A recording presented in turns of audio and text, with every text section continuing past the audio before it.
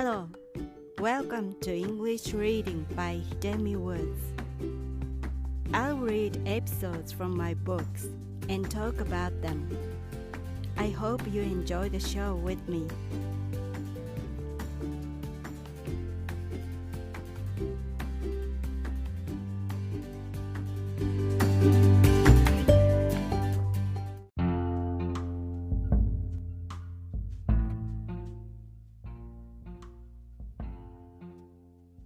Hi, I'm Hidemi Woods. I'm reading an episode from my book, An Old Tree in Kyoto. Today's episode is called Fox. It's about one of strange phenomena that sometimes happened in my childhood.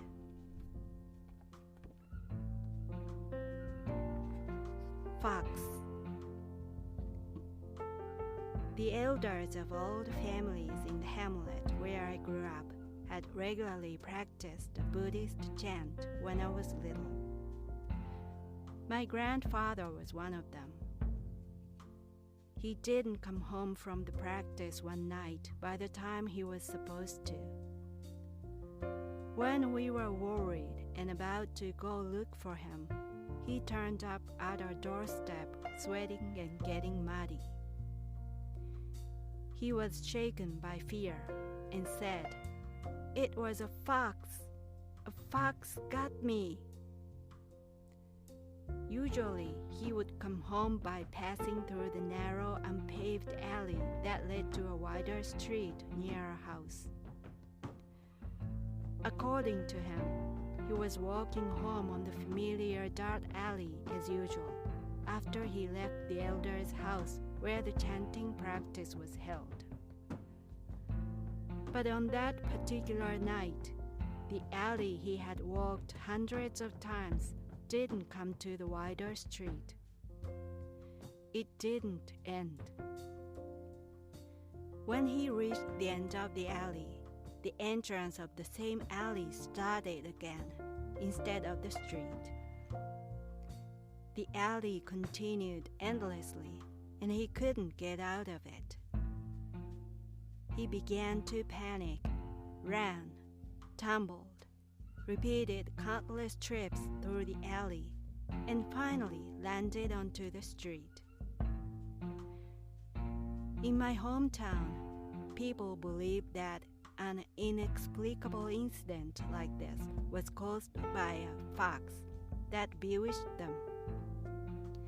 A fox sometimes pulled mischief around us, and my mother had a similar experience. Because it had been common knowledge throughout the neighborhood, everybody in my family was fully convinced that my grandfather's story was true, except I inwardly suspected that a fox might mean drunkenness. By the way, we call a shower when the sun is shining a fox wedding.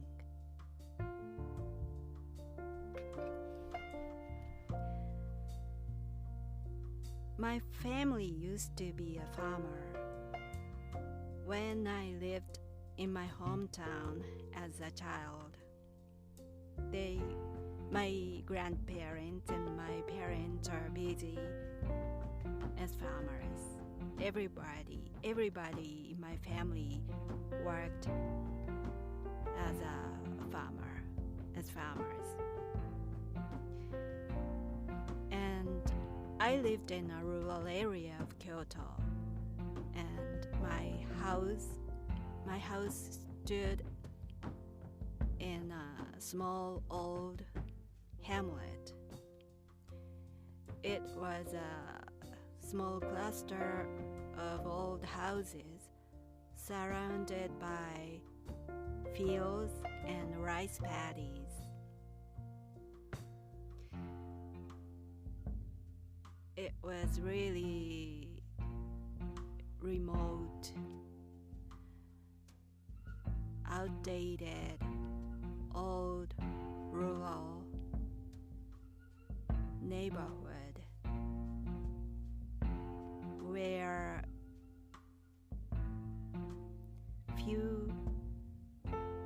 stores existed around the houses.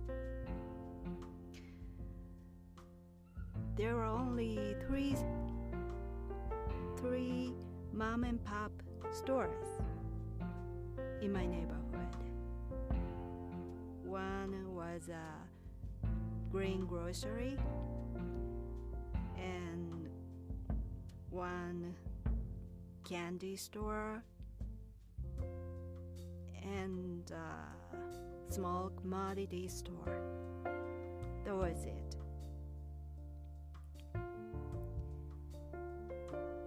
And all the neighbors are farmers too.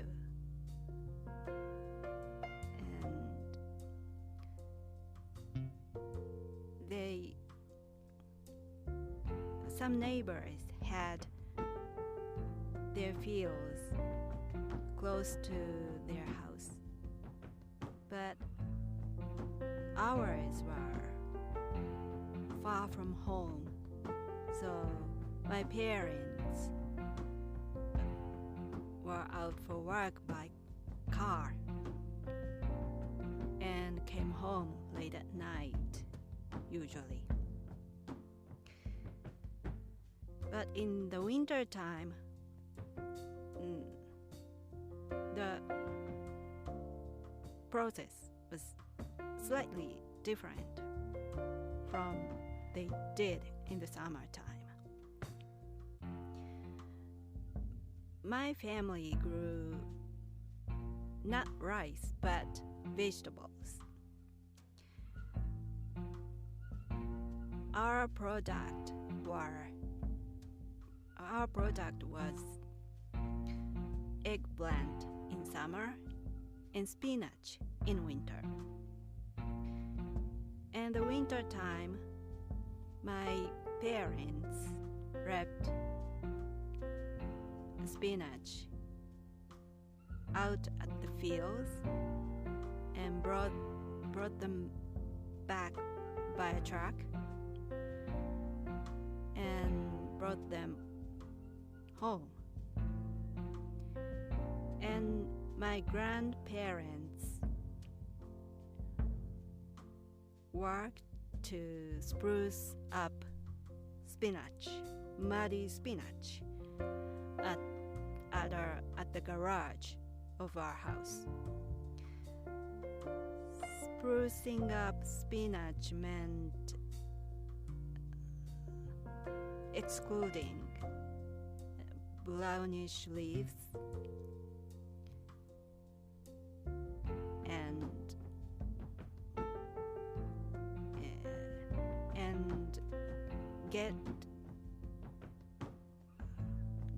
get it together as a small bunch of spinach with a straw, by binding with a straw. And my father carried the spruced up spinach to the nearby washing place. That washing place was a communal space for neighbor farmers. We used the place together to wash up their product from the fields. And my parents wore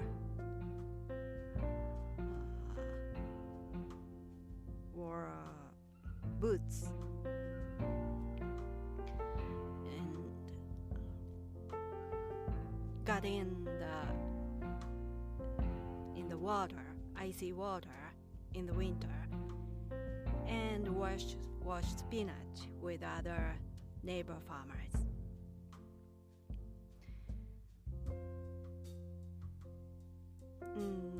But I often went into the washing place too, not because to help them or work with them, but simply to see my parents. Because once they went out to the fields, it was far from home and I couldn't see them in the daytime. But when they washed spinach at the washing place, I could see them nearby house. So I just went into the washing place to see them working together.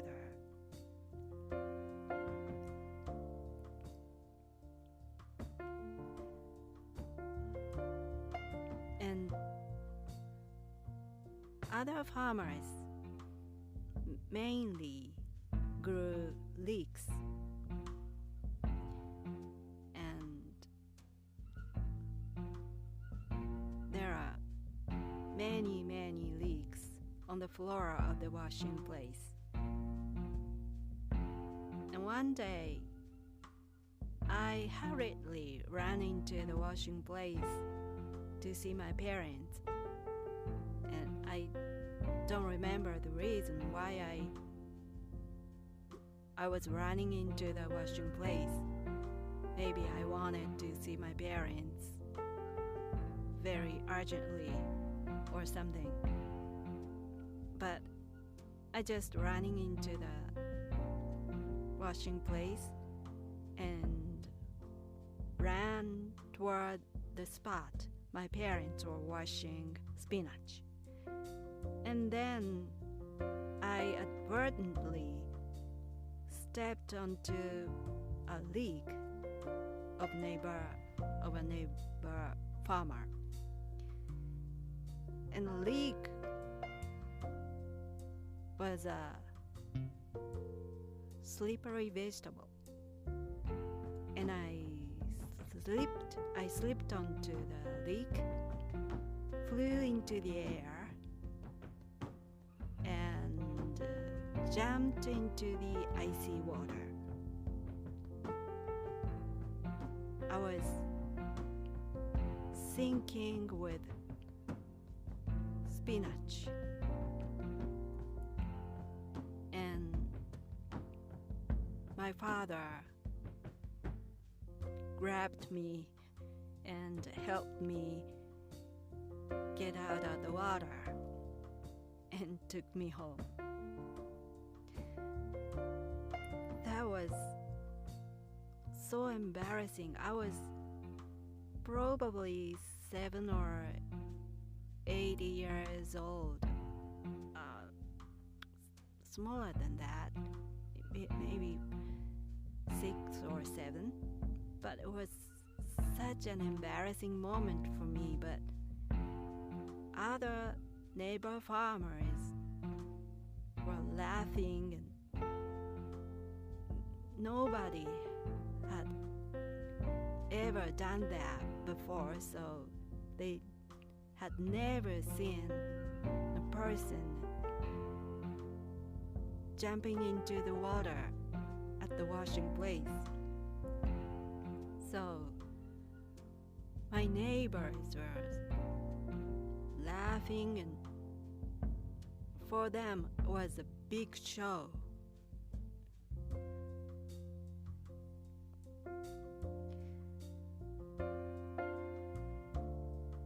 Nowadays,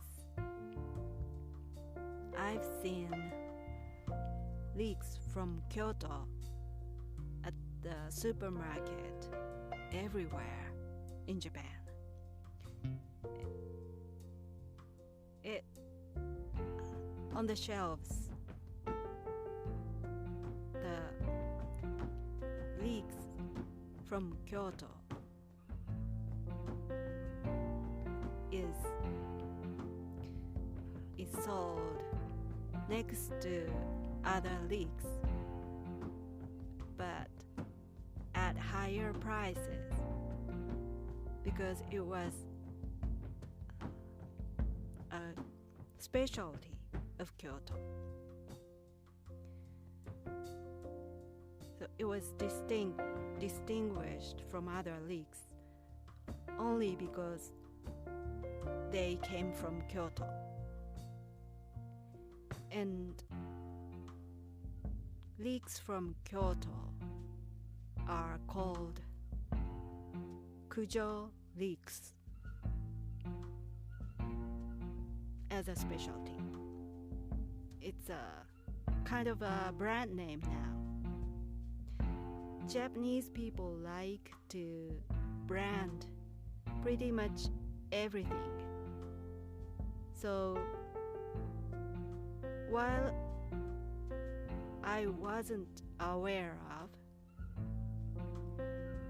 leeks from Kyoto has become famous, and Japanese people branded it as Kujo leeks and have sold at the high price as a local specialty. And Kujo leeks are especially from my neighborhood. Kujo leeks, the name of Kujo leeks came from the street name near my house. That was Kujo Street. So the leeks that my neighbors grew has been branded and has become a local specialty, a high-end vegetable. I had never imagined the leeks of my neighborhood would have this bright future. So that means I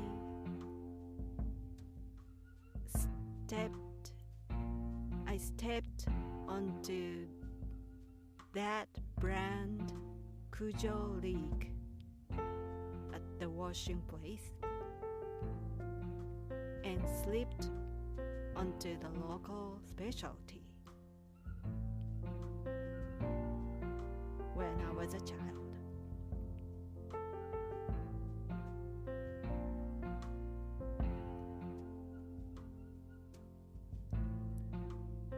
The last time I visited my hometown and I saw my neighborhood after decades have passed, that was a totally different place where I used to know. Instead of fields or rice paddies, there had been many new houses built in place of the fields. Unfamiliar houses and unfamiliar neighbors were all around us.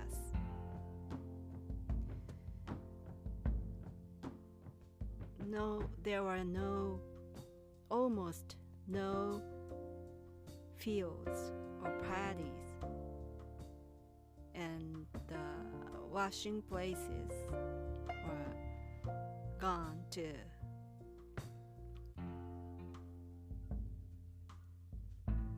So with those modern looking neighborhood and those many houses,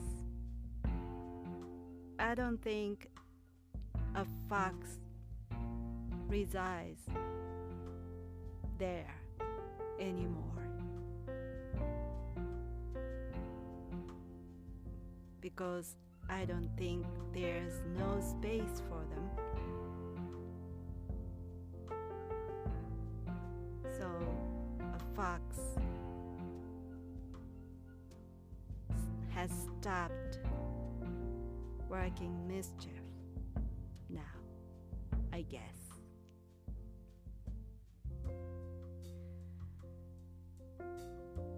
That's for today. That's all for today.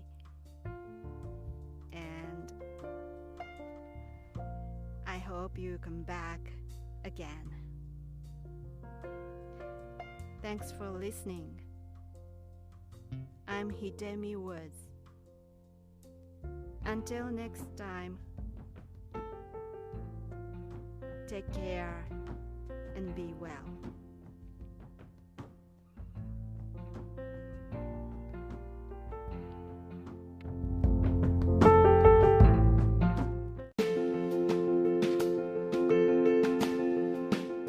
Audiobook, The Family in Kyoto, One Japanese Girl Got Freedom by Hidemi Woods on sale at online stores or apps.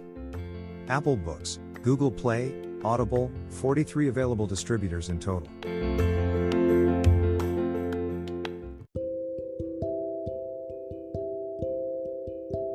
Audiobook, Living in Kyoto by Hidemi Woods.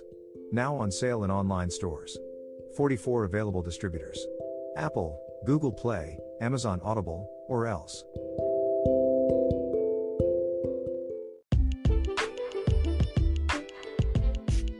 英語聞き流しリスニング、英語テキストと MP3 ダウンロード、その他の物語はホームページからお聞きいただけます。88thpp.com 88thpp.com。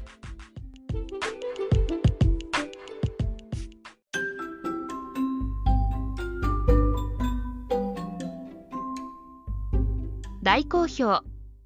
ヒデミウッズがデザインしたとってもかわいいオリジナルグッズが手に入る。トートバッグ、缶バッジ、ステッカー、T シャツ、トレーナー、パーカー、文具、その他いろいろ、エリゼン .com で見てみてね。erizen.com erizen.com エリゼン .com